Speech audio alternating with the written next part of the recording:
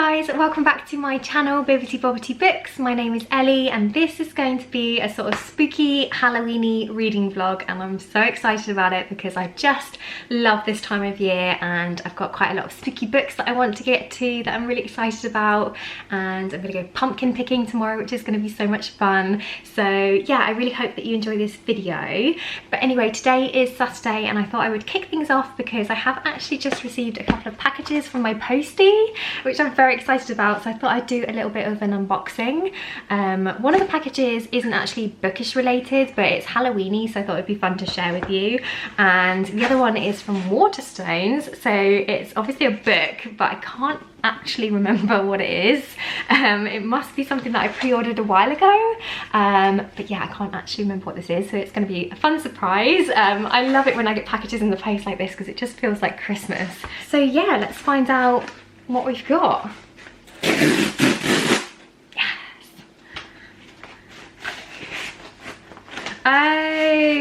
Oh my gosh, it's beautiful. Oh my goodness, look at this.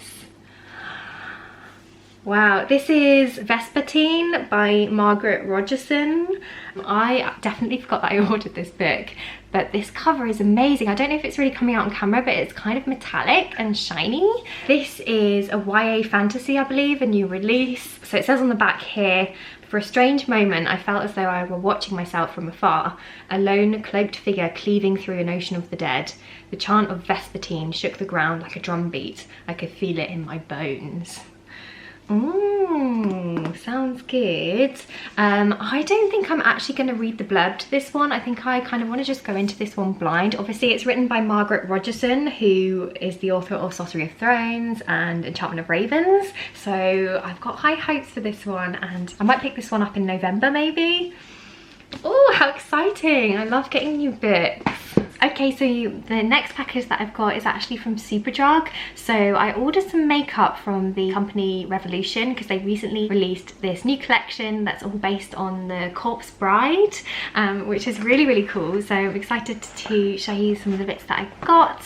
So let me just open it up. Oh my goodness, it looks so cute. So I got a little eyeshadow palette. Look how cool this packaging is. I absolutely love it. And this one has all like kind of autumny colours in it, which is the kind of colours that I wear all the time. So very, very excited about this one. Let me just see if I can get it out of the packaging to show you. Oh my goodness, it's so cool. Look. I love that. Oh wow. Oh my goodness.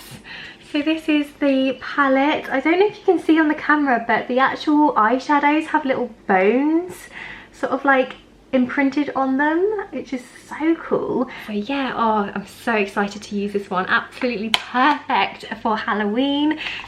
So cute.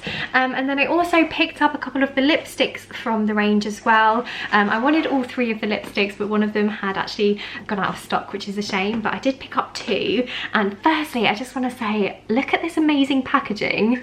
Isn't it so cool? And I got two colours. I got Victor and I got Emily. So it's a nice sort of nudie colour and a pretty pink. So let me just open these up and show you. Okay, so this is Victor, the nudie colour. Very cute packaging again. Oh, I love the blue. And yes, that colour looks right up my street. Oh my goodness, look on the actual lipstick itself. Can you see that? It's got like a skull. Oh, that is very cool, except for now I'm not going to want to use it because I'm not going to want to like ruin it because it's so nice. Oh, I'm so excited about this. So yes, that was that one. And then the pinky colour, let me see if I can open this one up for you as well. And yes, we've also got the skull on there, which is so cool. So yeah, those are the packages that I wanted to show you guys quickly. in terms of my reading for the next couple of weeks, I did actually want to just have a quick chat with you about a book that I've recently finished and absolutely loved, and that was Mexican Gothic by Silvia Moreno-Garcia. So this is a Gothic horror novel. Don't be fooled by the cover, because I feel like this gives off kind of Gothic romance vibes, and that's definitely not what this book is. This is a Gothic horror, heavy on the horror. It is really, really creepy. It's really dark. And in this story, we basically follow Noemi, who is a socialite. It's set in 1950 Mexico. And basically she gets this letter from her cousin, which is pretty strange. It's pretty disturbing. And Noemi decides to go and visit her cousin to make sure that she's okay. And so Noemi goes to this isolated house that may or may not be haunted to check up on her cousin, who is newly wedded to her husband. So her cousin actually moved in with her husband and his family, and so this whole book takes place in this creepy house. And this book has haunted sort of mansion vibes down to a T. The suspense that's built across this book is really well done, in my opinion. I would say it's quite a slow build up, and it gets kind of more and more eerie and more disturbing as you read through the book. So I do know some people find that this can be quite slow to begin with, so if you like a really fast-paced book, this might not be the one for you, but I personally was gripped from the beginning. It definitely ramps up in the second half of the book, and yeah, it contains some pretty gruesome, some pretty graphic and dark content in here, so definitely check out the content warnings if you need to. But I think what I enjoyed about this book was the way that Silvia Moreno-Garcia used the horror genre to kind of discuss larger issues such as racism, colonialism, misogyny and things like that. And I like that she weaved in those kind of historical elements as well into this novel to make it just a bit of a richer story. But what I will say is this book definitely takes a turn, and it goes in a very specific direction that I feel like you'll either love or hate. I wasn't sure at first when I kind of saw the direction that this book was going in. I was a bit like, oh, I don't know. But I think once I got my head around it and I kind of accepted that's what this book was and the way that it was going, then I did actually really enjoy it. And as I said before, I just think the atmosphere in this book is so wonderful. Yeah, I really, really enjoyed this one and would highly recommend if you're looking for something that's got a haunted house type feel to it. This is excellent. So yes, I really, really love that book. And then I'm currently reading Empire of the Vampire by Kristoff, which is one of my most anticipated releases of the year. This is set in a world where the sun doesn't shine fully anymore. There was some kind of event that happened which means that the sun is kind of obscured, and so it doesn't shine as brightly during the day, which means that vampires and cold bloods can kind of roam the earth during the day. So there's this ongoing war between the vampires and humanity, and yeah, we're following the main character Gabriel, who is kind of like a vampire hunter. And in the beginning of the book we find out that he has actually been imprisoned for some kind of murder that we don't know anything about really, and he's basically being forced to tell his story. And so we get several timelines in here. We get flashbacks, so we've got the present day, which is Gabriel being interviewed and telling his story. We've then got him when he's a lot younger, when he's kind of becoming what is known as a silver saint. And then we've got another flashback, which is him when he is much older, which is kind of the events leading up to now. This is very bloody, it's very gory, not for you if you're squeamish. And there's lots of swearing in here as well, which I kind of didn't love in the beginning. I felt like it was a little bit forced, but now I've actually kind of got used to it and just feel like that's Gabriel's voice. But yeah, I'm about 250 pages towards the end now, so hopefully I will finish this one soon, and really, really excited to see how this one wraps up. So that's it from me for now. Hopefully I will check in with you a little bit later with some reading updates.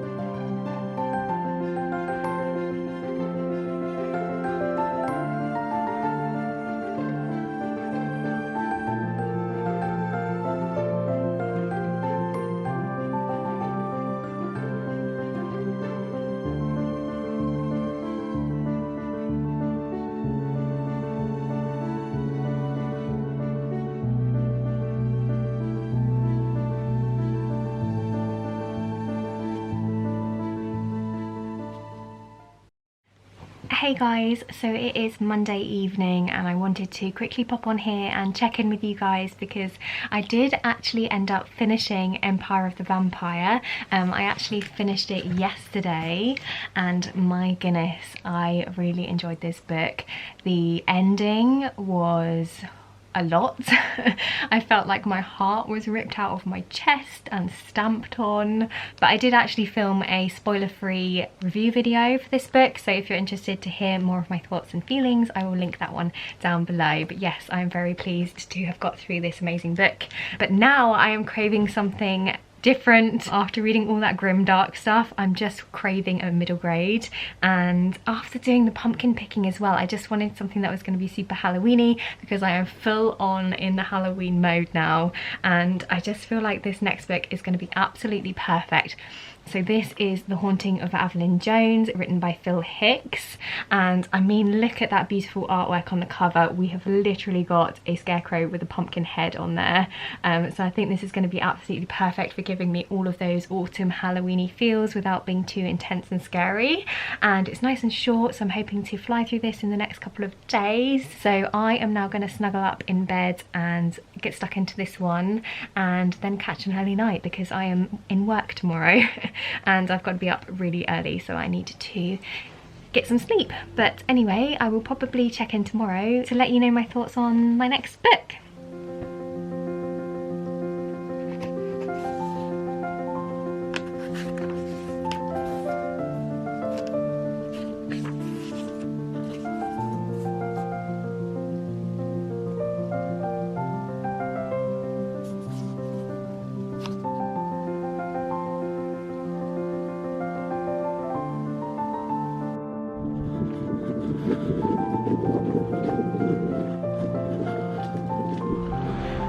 High five.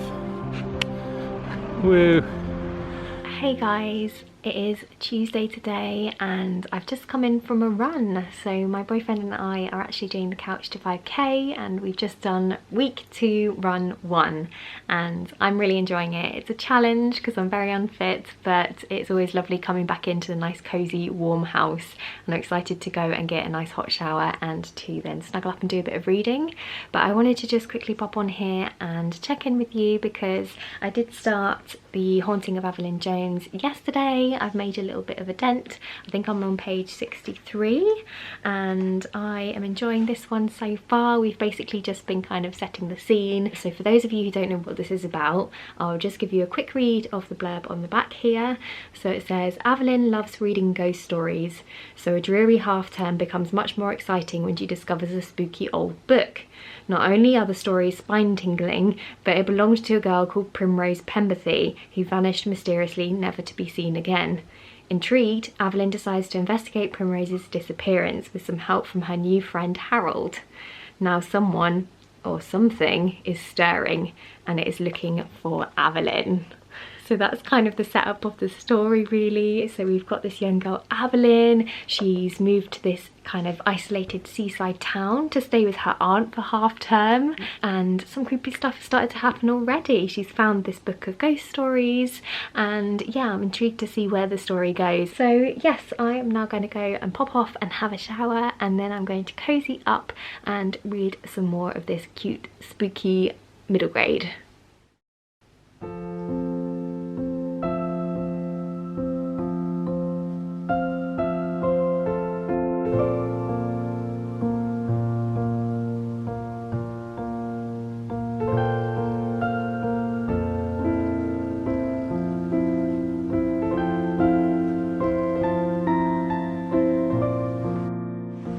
Hello, so it is Wednesday today and I wanted to check in with you because I have actually finished my book. So I finished The Haunting of Aveline Jones by Hickes today. So I read most of this last night and then I polished it off in my lunch break, and yeah, I really sailed through this one, so I obviously enjoyed it and I just feel like this was absolutely perfect for what I wanted. It's pretty much what I was expecting from a spooky middle grade, and I think what I enjoyed most about this book was the setting and the atmosphere, because it's set in like an isolated seaside town, so we get loads of fun descriptions of of the churning ocean, of the sea spray, of the dreary weather and everything, and it all just added to the ambience for me. So yeah, I definitely enjoyed the setting, I enjoyed the plot. The only criticism I would say for me is that there wasn't quite enough character interaction in here. So we did actually have quite a few side characters that were quite fun, but we just didn't see much of them. So I mean, Aveline's got a friend called Harold, and yeah, I feel like we hardly ever saw them together. There wasn't that much interaction between them, and I just would have loved to see their friendship grow a little bit more. And I did actually really enjoy Aveline's relationship with her aunt in this book and seeing that change across the story, so that was nice, but I just would have liked it fleshed out a little bit more. And there was also another side character which I really loved, who was like an older, slightly eccentric bookshop owner, and I loved his character and just would have liked to have seen more of him in the book. So yeah, that's my only criticism really. I just wish it was a little bit longer and just slightly more of the characters. But to be fair, I appreciate that this is a middle grade story and younger readers might not necessarily want to read a thicker, chunkier book. So yeah, but all in all, this was absolutely perfect for this time of year. It's literally set on Halloween, so can't really go wrong. And this has actually sent me off on a path of wanting to pick up all things spooky. So I was originally craving something a bit darker, so I wanted like an adult ghost story. So I thought, oh, this would be a perfect time to pick up this book, The Woman in Black by Susan Hill, which is a classic ghost story that I've had on my TBR for ages. I've been meaning to read it for the longest time. But when I flipped to the front to read it, I noticed that the first chapter is literally called Christmas Eve. And the first sentence says, it was 9:30 on Christmas Eve. And I just don't think I'm ready to talk about Christmas yet. I didn't realise this was set around Christmas time. I just thought this was a ghosty story. So yeah, that was a bit of a surprise. And now I'm thinking I might leave this till later on in the year, because I feel like this is going to be the perfect transition book, you know, perfect to pick up in between Halloween and Christmas. So I'm going to save that till a little bit later on, which is a bit of a shame because I don't really have any other adult ghosty scary books. But that's okay. I'm going to pick up another middle grade, and I do love middle grade, so it's not like a bad outcome. So I've decided to pick up City of Ghosts by V.E. Schwab. So this is a middle grade, it's the first in a series, and we're following the main character Cassidy Blake, who is a young girl who I believe can see ghosts, and I think her best friend is a ghost, which just sounds so fun. And yeah, that's all I really know. I don't want to find out too much. I just want to head straight into this one and see what I think. I really hope it's worth the hype because I know a lot of people really love this series. So yeah, I'm gonna curl up and get stuck into this one. But please do let me know if you have any adult ghosty scary recommendations, because I'm actually in the mood for that. So please let me know if there's anything you think I should pick up. Anyway, I'm gonna head off now, make my tea and get snuggled up and start doing some more reading, but I'll check in with you if I have anything to update you on.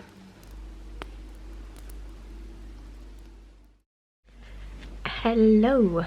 So it is Sunday today. I haven't checked in with you in a little while. To be fair, I haven't really done a huge amount of reading, so I've not really had much to chat with you about, but I wanted to just catch you up a little bit because I am actually now just nearing the halfway mark in City of Ghosts. I'm on page 133. So the premise of this story basically is that we've got the main character Cassidy Blake, who has some kind of special powers following a near-death experience that she has right in the beginning of the book. And so now she basically is kind of in between the land of the living and kind of the land of the ghosts. She's got her best friend who is a ghost, and I absolutely love their relationship together. They're brilliant.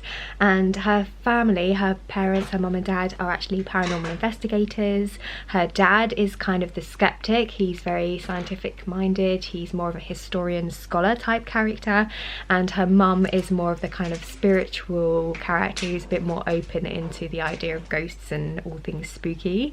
So they make a really great duo, and basically Cassidy's parents get approached to do this TV show to basically investigate various different haunted locations around the world, and the first place that they go to is Edinburgh. So Cassidy and her parents all get on a plane and they head off to the UK, and the story kind of takes place in the wonderful city of Edinburgh, which I love because Edinburgh is actually one of my favourite cities. So I'm really enjoying the setting in this book. The only sort of complaint or criticism that I have really is that there's a lot of pop culture references in here and they feel a little bit unnecessary. Like there's a lot of references to Harry Potter in here, and I don't mind it every now and then, but it's quite a lot in the book, and sometimes I feel like that's a little bit lazy, you know, just to kind of describe people as like characters from Harry Potter. So for example, there was a guy in here who was referenced to being a bit like Hagrid and stuff like that, and sometimes I just feel like that's a little bit lazy. But that's my only criticism really. I'm loving finding out more about Cassidy's powers because that's actually really cool. She can kind of go through what they call the veil to kind of cross over to the other side where all the ghosts are, which is really cool. And I feel like her powers are particularly strong when she goes to Edinburgh, because Edinburgh is obviously known for its gruesome history and it's supposed to be one of the most haunted cities in the world. So obviously her powers are much stronger in Edinburgh, and she's kind of trying to figure that all out. And yeah, I'm really enjoying it. So I am going to cozy up and do a little bit more reading. My boyfriend and I are going to carve our pumpkins today, which is going to be really fun. And yeah, I'm just going to have a nice lazy Sunday. So I guess I will catch up with you a little bit later on.